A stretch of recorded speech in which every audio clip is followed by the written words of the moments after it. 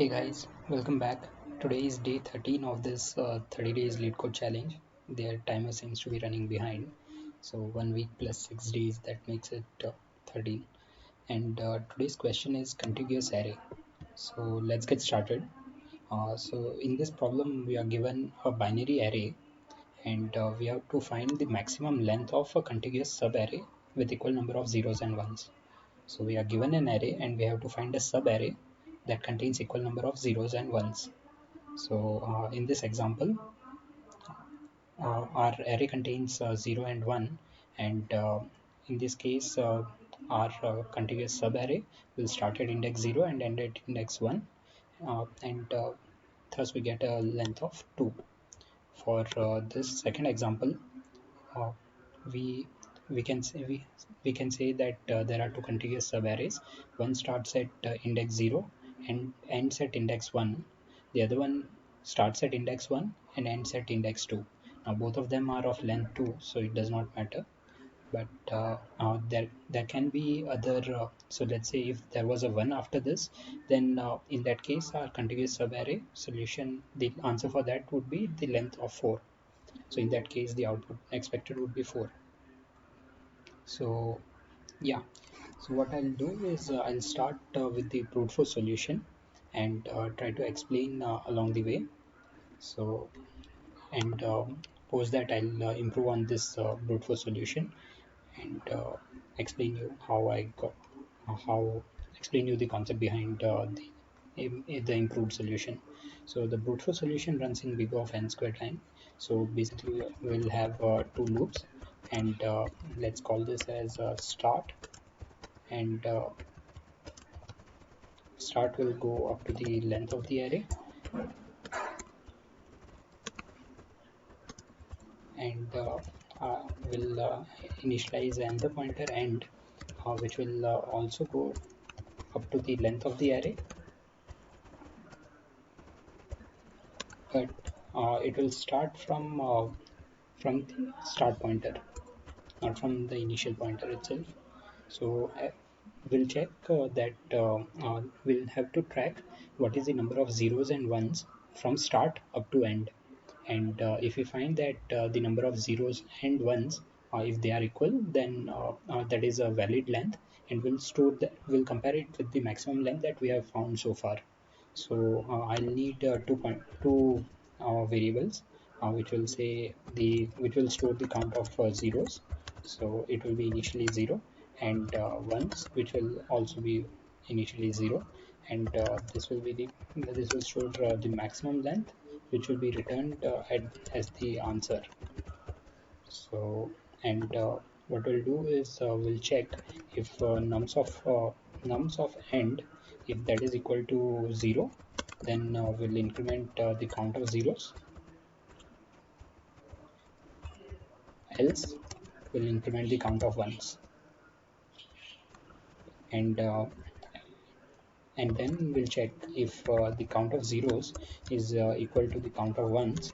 Then that simply means that this is a valid length, and we'll compare with the max length that we have found so far. If uh, so what will be the current length? It will be end minus start plus 1, because we'll be including both the pointers. So and whatever length we found, if that becomes more than the max length that we have found so far, then the max length will be updated with whatever length is obtained. So yeah, this is a simple brute force solution, but when I tried to submit the solution, it was giving me as time limit exceeded. So that is the reason I had to think about an optimized way to find a solution. So the optimized way involves using a hash map. So what we'll be doing is using the concept of cumulative sum. So I've I've used this array as an example to explain how to get cumulative sum. So let's say what we'll be treating all the zeros as -1, and so whenever while iterating through the array, if we find 0, we'll interpret its value as -1, and whenever we find a 1, we'll interpret its value as 1. So uh, what we'll end up with is a problem of finding wherever the sum of contiguous sum, wherever it becomes equal to 0, that will be a valid length. So if you consider these two elements, by treating 0 as -1 and 1 as 1, the sum of this subarray will become 0. So that will be one of our solution, one of the valid subarrays. So that is what we'll be doing. And when it comes to cumulative sum, so 0, when I'm trying to find cumulative sum while iterating through this, what we'll do is whenever we found a 0, we interpret it as -1. When we found the second 0, we'll add -1 to this previous -1 that we have found, and arrive at -2. We found a third 0, we'll interpret this as -1, add it to -2, and that's how we arrive at -3. Now when we find a 1, we'll be adding 1 directly, so our sum will start increasing. So and whenever we find a 1, our sum will start increasing. Whenever we find a 0, our sum will decrease. And uh, let's say in the process, if you find a value of 0, that just means that starting from the initial pointer up to this point, we have found equal number of zeros and ones. Now, the other possible solution where we found equal number of zeros and ones will be when we find that two numbers are equal. So, if you look at this and this, both have a value of -2. So that simply means that after -2 up to this -2, uh, we have equal number of zeros and ones, and if you check in the original array, that is true. Now if you look at this -1 and this -1, you'll see that we have equal number of zeros and ones starting from after -1. So from this point up to this point, we can see that we have two zeros and two ones. So that is what we can do. Now instead of manipulating the original array, what I'll be doing is storing indexes of these elements, and whatever value we find first time, will be storing the index of that element. And whenever we find the same element again, we'll be just checking what was the value that we found first time, and that will be one of the length. The other possible solution is when we find a 0, which will be handled in a bit tricky way. So yeah, I'll explain it while coding it up. So let's get started. So let me remove the solution. Uh,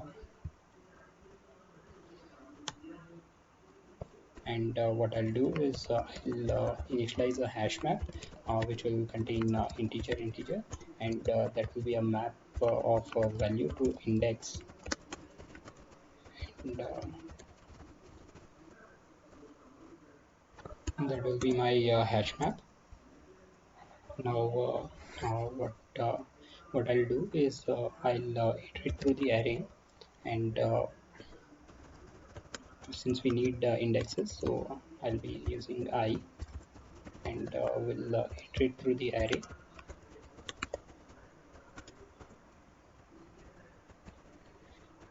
Now let me initialize this max length which will store the final length.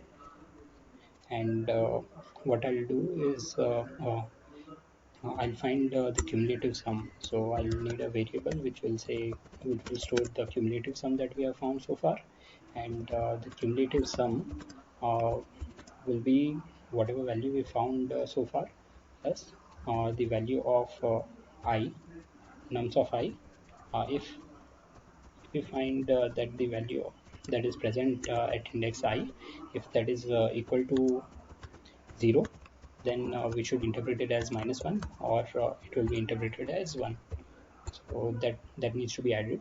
And when we find that cumulative sum, if we find that the cumulative sum has become 0, then that simply means that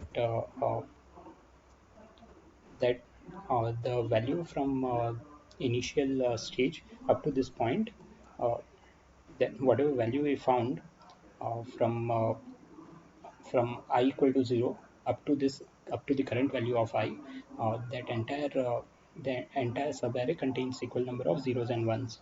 So the max length that we have found so far can be directly calculated as I plus 1. Here we'll be adding plus 1 because both the endpointers are included. The other possibility is that we did not find the cumulative sum as 0, but we found something that was already present, that we already found previously.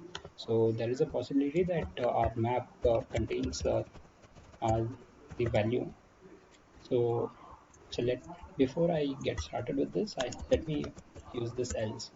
So what I'll do is uh, the if we did not find the value present in the map, then we'll be putting the cumulative sum that we found so far uh, at index I. So this will be the first time that that value, the cumulative sum, is found, and we are storing the index I in that case. The uh, and later on at some later stage, later index, will find that this index value to index map contains that particular key. What will be the key in this case?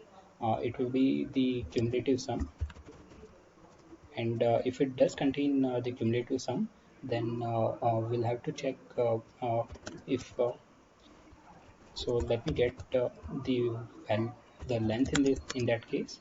So the length in that case will be whatever whatever value is found for whatever index was stored earlier, where subtracted from the current index. So I minus whatever index that was found earlier, uh, if that will be the length, and if the length that we found is more than the max length, then we'll update the max length as well to the length that has been found.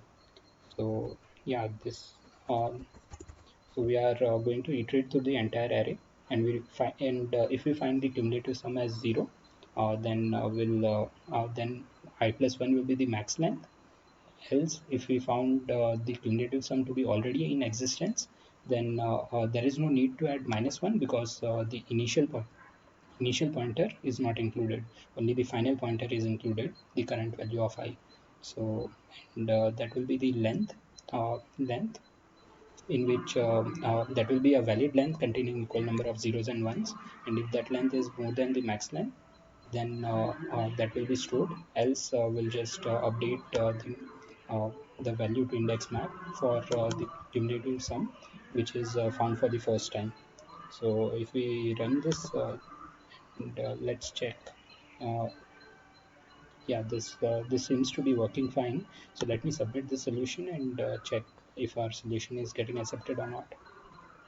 It has been accepted, and all the test cases have passed. So and we are among the top solutions. Most of the people have done this problem in the same way. So yeah, there are other solutions. Probably I don't know how you can do it in such less time.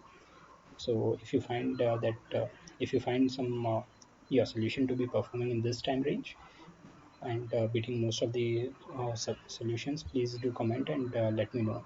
And yeah, if you like the solution, then give it a thumbs up, and do subscribe. And if you want to be updated whenever I upload the next possible solution for the next day, which will be day 14 tomorrow. So thank you.